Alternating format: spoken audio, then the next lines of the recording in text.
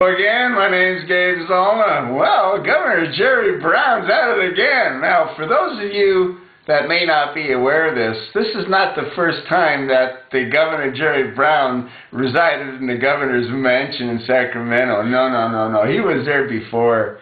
Yeah, you see, Jerry Brown is responsible for the state that California's in because when he was governor in his young, reckless stage of his life, well, he passed numerous laws that favored, the unions and government contractors and government employees and put together insane benefits. That's why, like, when they retire, a lot of them get like 90% of their salaries.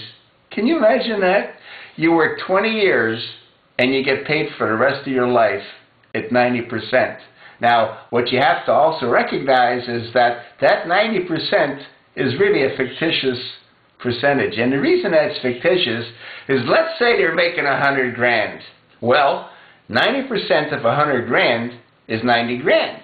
But that's not how it works, you see. Because what they did is they says, well, let's give them 90% of their last year's highest earnings over a 3-year period. Okay, so what do they all do? Well, guess what they do? They all work overtime, Yeah, so if the guy's making, or the gal's making 100 G's as a highway patrolman, then they work overtime and they boost it to like 160 maybe, 170, and they get 90% to 170. So what that really means is the police that join later make less money than the guys that retired because of the way they run the scam. You know what I mean? Anyway, Jerry Brown now is about to sign another bill, and what this bill is going to do is it's going to take the minimum wage that's $8 an hour in California, and it's going to be $9 an hour by July 2014. And then it's going to go to $10 an hour by January 2016. Doesn't that sound great? Well, see, here's the problem. That money has to come from someone. Guess who it comes from? Well, it comes from the little business owners. The guys that go out and they buy a McDonald's, or they buy a Burger King, or they buy a pizza, whatever they buy.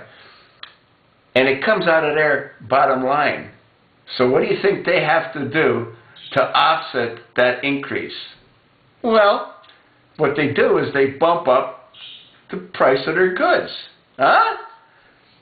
So what that really means is everybody gets screwed. The people that are making $8 an hour now should go to school, get themselves some kind of a degree, and they won't be making $8 an hour. You know what I mean? But if they're making $8 an hour now, let's say a hamburger costs $5, okay? And let's say when they are making $9 an hour, the hamburger is going to cost $6. And when they're making $10 an hour, that same hamburger is going to cost $7. Now, have they benefited? No, not really. Actually, not at all. And who got hurt? Everybody. Everybody got hurt. Because the business owner's not going to go out of business. They're just going to increase their price of services based on what the government forces them to pay. You know what I mean? It's no different than Obamacare. You will do this or you're going to get fined. Problem is, Obamacare doesn't work. And it never will work. But that's a different story.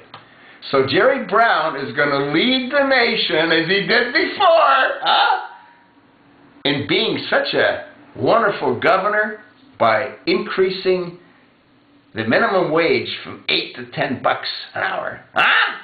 Yeah. But people are so stupid, they don't understand that they're all going to get screwed because of it. But does Jerry care? No. See, because people are going to think he's wonderful. Yeah, look what he's done for the masses. Redistribution. Typical Democrat approach that he was indoctrinated by the master in the White House. The master? No. the Manchurian candidate, Barack Hussein, insane, Obama, huh? None of this really works. But it wasn't designed to work, was it? What do you think? I told you what I think.